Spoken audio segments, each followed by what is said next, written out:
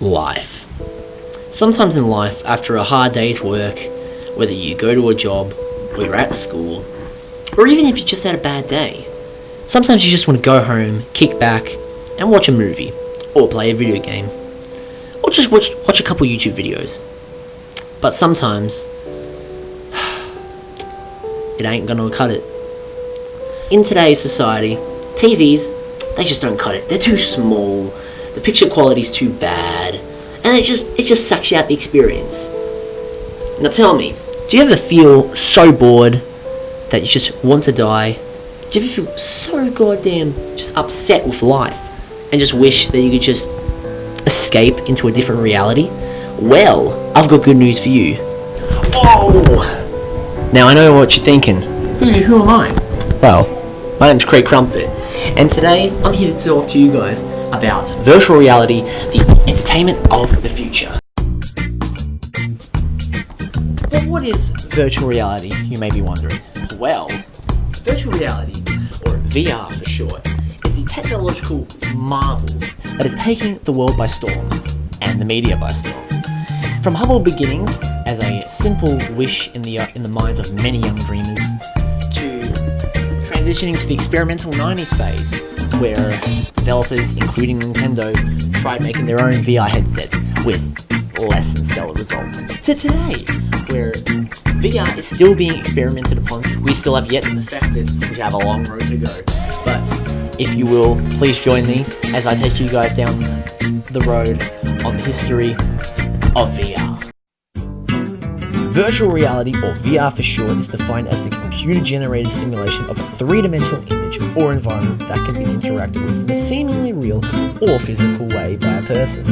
The phrase was coined in 1987 by Jerry Lanier, but people were still trying to make VR a reality way before the term was coined.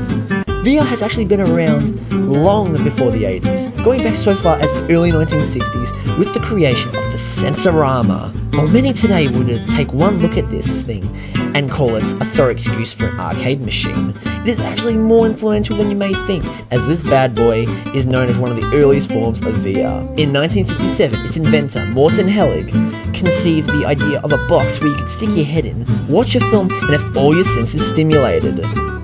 Now, I don't know how one would be able to taste the movie, but I think he may have taken one too many hits of LSD while coming up with the idea. But still, it may not have been all too perfect, and it may have looked ugly as shit, but it still is an important part of the history of VR. During the rest of the 20th century, many companies tried to perfect their own primitive versions of VR with mixed results at best. The 60s and 70s saw NASA and the US military attempt to make their own vehicle simulations, most likely to prepare their astronauts for the terrifying death trap that is space travel.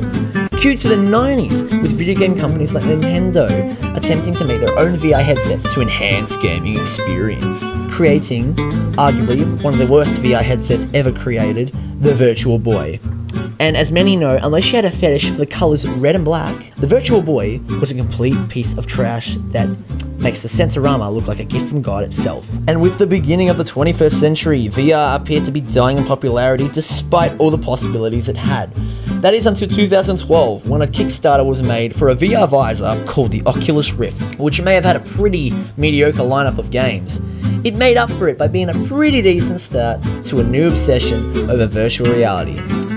And with the creation of new VR systems like the Vive and the PlayStation VR, we have entered a renaissance of virtual reality. A virtual renaissance, if you will.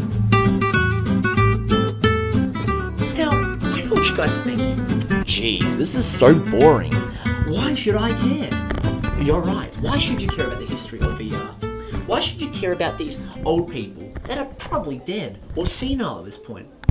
Well, you shouldn't care. Because who cares about the history of VR? I know what you guys care about. I know what you guys care about. How can VR improve your miserable little life? Well, sit back, relax, and I'm going to take you guys on a tour of what VR can do to improve your miserable little lives. Normally, when you'd watch the TV, you'd often have to lean forward and squint your eyes to get a better view. This sucks because leaning forward for that long can really screw up your back. And add insult to injury, squinting like this guy just simply makes you look like a complete goddamn idiot. But now with VR, you'll be able to really get invested in whatever you're watching and be transported to worlds beyond your wildest dreams. Now you can watch your favorite comedies, be scared to death, go on a big space adventure. Suck it, SpaceX. Let's see you try to do that. Or even get so invested in a film that you end up crying. Yep, VR can do all those things. So selfish, how could he not have known? Look at this loser right here. No interest in what he's watching, because how can anyone enjoy what they're watching on a screen so small? The poor bastard can't even finish his homework because of the tiny screen. Maybe he should get better glasses. Well, to those that think that, you're wrong. Because all this guy needs to improve his eyesight is, you guessed it, virtual reality. Because now, with the miracle of virtual reality, watching YouTube, doing homework, and other recreational internet activities can now be done with 100% guaranteed enjoyment thanks to virtual reality. But that's not all, however. There's hundreds more ways VR can improve your life, including playing video games, These graphics are great, boys. making friends,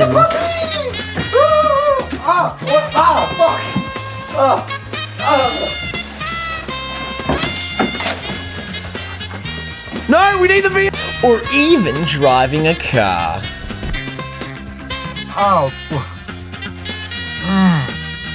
Can't wait to drive in VR. Whoa! Hey, Craig Crumpet here, quickly giving you guys a nice PSA.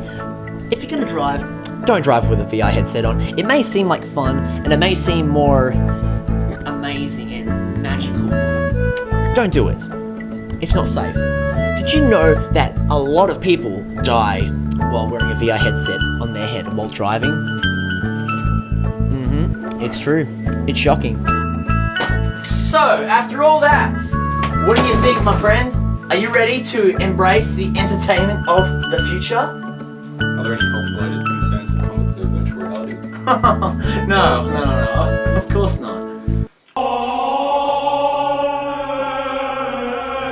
No. Harold! Harold, please, Harold! Harold!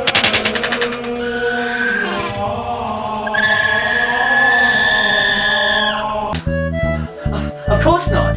There's seriously no way you can lose your grip on reality and become addicted to the thrill and escape that virtual reality provides. Nor could it cause motion sickness or damage your eyes. So, what do you say? Are you ready to embrace virtual reality? I don't know, it's kind of dodgy.